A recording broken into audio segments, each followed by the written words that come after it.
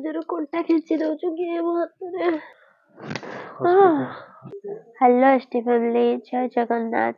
ଆପଣମାନେ ମୋ ପାଦ ଯୋଉ ଏମିତି ହେଇଯାଉଛି, ବହୁତ ପ୍ରେୟାର ବହୁତ ବ୍ଲେସିଂସ୍ ଦେଇଛନ୍ତି କମେଣ୍ଟରେ, ଆଉ ବହୁତ ଠାକୁରଙ୍କୁ ଡାକିଛନ୍ତି, ମାନେ ବହୁତ ଭଲ ଲାଗିଲା। ପାଦ ତାର କମୁନି, ସେମିତି ବଢି ବଢି ଚାଲିଛି।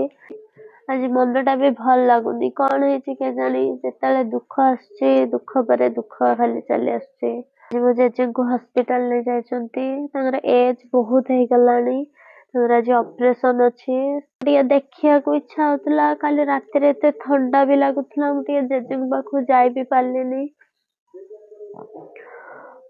ମନଟା ବିଲକୁଲ ବି ଭଲ ଲାଗୁନି ଆଜି। ପାଦଟା ବି କଷ୍ଟ ହଉଛି, ଅଧିକ କଷ୍ଟ ହଉଛି, ପାଦଟା ଜଳୁଛି। ଏବେ ଡକ୍ଟରକୁ କଲ୍ କରିବି, ମେଡିସିନ କଥା ଦେଖି କହିବି। ଡକ୍ଟର ପଠେଇବେ କେବେ କହିଥିଲି 4-5 ଦିନ ପୂର୍ବରୁ। ଡକ୍ଟର କହିଲେ ମେଡିସିନ ତିଆରି କରୁଛି, ତିଆରି କରିସାରିଲେ ପଠେଇବି। ଗୁଲୁ ତାଙ୍କର ସବୁ କାମ ସାରୁଛନ୍ତି। Hello sir.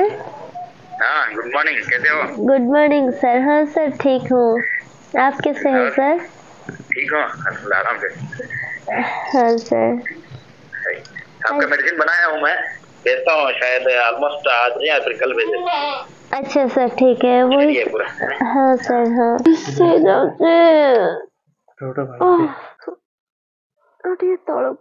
तलको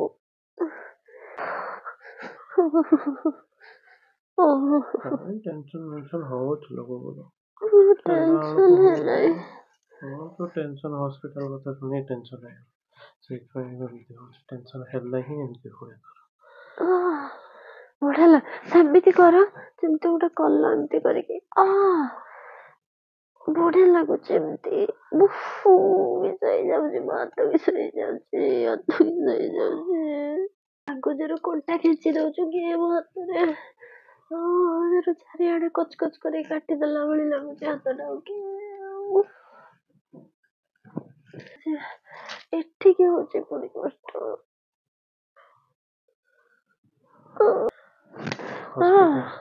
हॉस्पिटल କଥା ଏକା ଶୁଣି ମୋ ଟେନସନ ହେଇଗଲା। ତ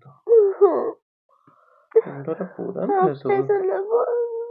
ଭାବନା ସେଗୁଡା ଭାବନା।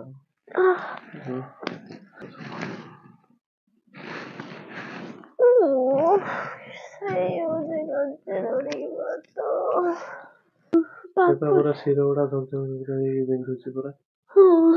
ଏଇଠି ମୁଁ ଯୋଉ ହାତ ରଖିଛି ପୁରା ଧକ ଧକ ହେଇକି ବିନ୍ଧି ଯାଉଛି। ପୁରା ଛାଟୁଛି ଯେମିତି ରକ୍ତ ଗୁଡା ଭିତରେ। ହାତ ରଖିଲା ବେଳକୁ ଜଣା ପଡୁଛି ପୁରା ଧକ ହେଇଯାଇଛି।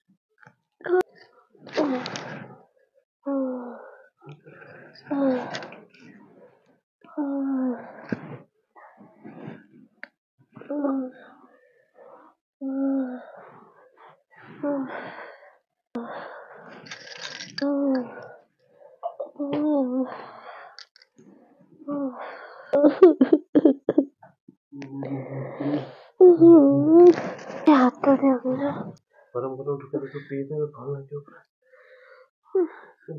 गरम पी ताले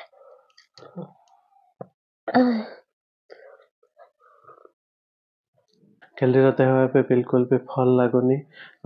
ଟିକେ ଶୋଇ ପଡ଼ିଛି ଏବେ। ଠାକୁରଙ୍କ ବିଭୂତି ଟିକେ ମାରିଦେଲି, ଗରମ ଟିକେ ଦେଲି, ପିଇବା ପରେ ଟିକେ ଭଲ ଲାଗିଲା। ଶୋଇ ପଡ଼ିଛି ଟିକେ ଏବେ। କ'ଣ ତାର ଆଜି ମନକୁ ନେଇଗଲା କେଜାଣି। ହସ୍ପିଟାଲ କଥା, ଅପରେସନ କଥା, ଏସବୁ ଜିନିଷ ଶୁଣିଲେ କି କାହାକୁ କଷ୍ଟ ହେଉଛି, ଏସବୁ ଜିନିଷ ଶୁଣିଲେ ତାକୁ ତାର ହସ୍ପିଟାଲରେ ରହିଥିବା ସମୟର କଥା, ହସ୍ପିଟାଲରେ ଯେଉଁ କଷ୍ଟ ପାଇଛି, ଯେତିକି ସାଲାଇନ୍ ନେଇଛି, ତା କଡ଼ ବେଡ଼୍ରେ ଯେତିକି ସବୁ ଅପରେସନ୍ ସେସବୁ ହେଇଛି, ସେସବୁ ଜିନିଷ ଦେଖିକି ଇଏ କରିକି ବହୁତ ସେସବୁ କଷ୍ଟ ଜିନିଷକୁ ଫିଲ୍ କରିନେଲା କି କ'ଣ। ଯେତେବେଳେ ଟିକେ ଟେନସନ୍ ହେଇଯାଏ ତାର ସେମିତି ଟାଇପ୍ ସ୍ନାୟୁରେ କେମିତି କ'ଣ ପ୍ରୋବ୍ଲେମ୍ ହୁଏ କି କ'ଣ, ତାର ବହୁତ ଜୋରରେ ଦେହ ପେନ୍ ହୁଏ, ବହୁତ ଜୋରରେ ବ୍ଲଡ଼ ଫ୍ଲୋ ହୁଏ ତା ଦେହରେ, ପୁରା ମାନେ ପ୍ରେସରରେ ପୁରା ବ୍ଲଡ଼ ଫ୍ଲୋ ହୁଏ, ଧକ୍ ଧକ୍ ହୁଏ, ପୁରା ସ୍ନାୟୁ ଗୁଡ଼ାକ ବହୁତ ଧକ୍ ଧକ୍ ହୁଏ। ଆଜି ପୁରା ସେମିତି ହେଲା, ବହୁତ ଦିନ ପରେ ଆଜି ସେମିତି ହେଲା, ପାଖାପାଖି ବର୍ଷେ ଖଣ୍ଡେ ପାଖାପାଖି ପରେ ଆଜି ସେମିତି ହେଲା। ବିଲକୁଲ ବି ଟିକେ ସେଥିପାଇଁ ଭଲ ଲାଗୁନି।